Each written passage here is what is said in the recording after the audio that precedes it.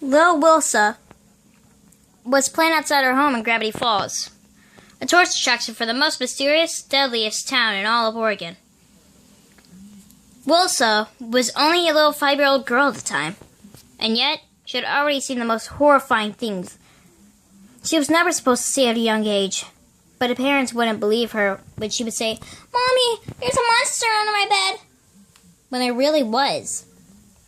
She just had to wait outside for her room for it to go away, or sleep in her parents' room for the night, which constantly became every single night.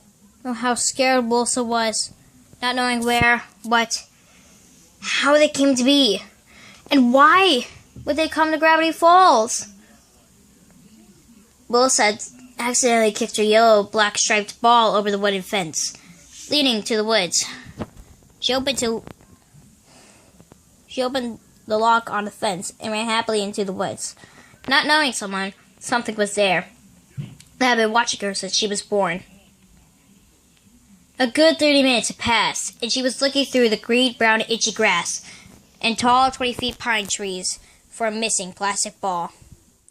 She was getting tired. Her feet had been hurting and buzzing from running and walking around so much. Her high ponytail had gone down a low, messy, fly-away hair ponytail. But none of that wasn't going to stop her from finding her favorite ball. Wilsa skipped along a tall pine tree when something zipped through the corner of her eye. Having a little curious mind, Wilsa stopped in her tracks and slowly walked a few steps backwards, hoping it was her ball. She did see something. Yellow. So it had to be your ball. What else could it be? Wilsa quickly hid behind the tall pine tree and let her light hazel brown eyes, almost yellow eyes, peek to see if it was her ball. Dang, she was sure wrong. Instead of her ball, she saw a man wearing a yellow suit with brick-like patterns at the end. He was wearing black gloves to match his black pants, shoes, and bow tie. He had an eye patch on his left eye. He had blonde hair, with tiny hairs peeking out, almost looking perfectly brushed. But the weird thing was his tall, thin hat floating on top of his head. Wilsa took the courage and walked behind him. He seemed to be hypnotized by the gaze of the sunset. He never looked back once. Wilsa tugged at his yellow suit a few times. He quickly turned around only to see Wilsa looking straight back at him. "Hello?" Wilsa said softly. The man only grinned all the way to the end of his cheeks. Heck, he was grinning so much that he might have broken his face in half.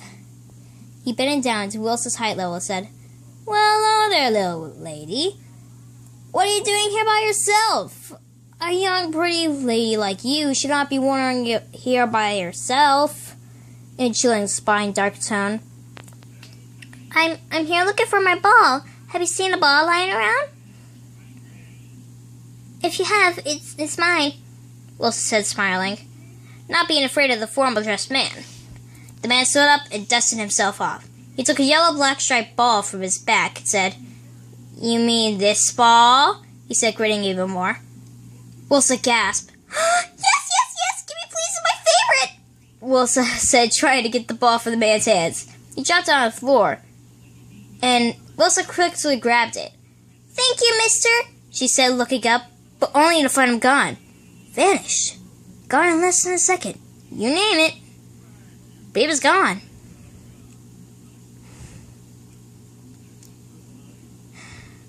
She looked around, confused. Why would he leave like that? Wilsa looked at the ground and saw a triangle with one eye and a hat circling. A bunch of random items drawn on the ground. The man might have done that, but she wasn't sure. Wilsa was just glad to have her ball back. Remember, reality is just an illusion. The universe is a hologram. Bye, Goldbug!